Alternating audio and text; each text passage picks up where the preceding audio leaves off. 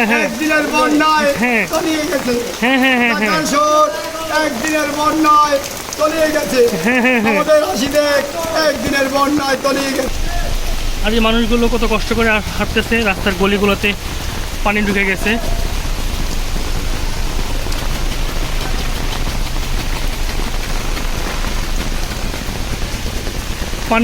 গাড়িটি আর চলছে না, গাড়ি আটকে গেছে পানিতে।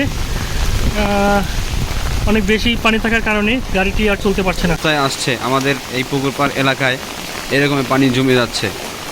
হ্যাঁ, একটু পরে এই যে দোকানগুলি দেখেন ডুবে যাচ্ছে, সামনে আরও খুব খারাপ অবস্থা, পুরোটাই পানি। অনেক মানুষ কষ্ট করে যাচ্ছে।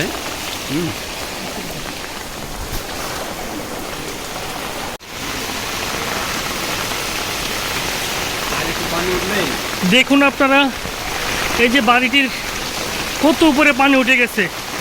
এই যে গলিতে, এই গলি, সব গলিতে পানি। বাড়ির একদম করিডোর ডুবো ডুবো অবস্থা। সামনে এই যে গেটগুলো ডুবে গেছে।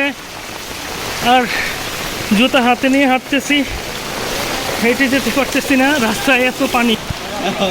দেখুন দর্শক, এই দোকানের একদম কাছাকাছি পানি চলে আসছে।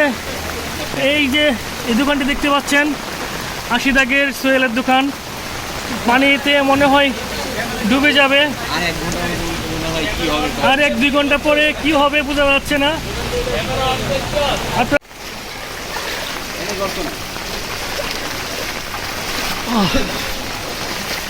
দর্শক, আমরা রাস্তা দিয়ে যাচ্ছি, রাস্তাটি দেখতে পাচ্ছেন পুরো রাস্তায় পানি।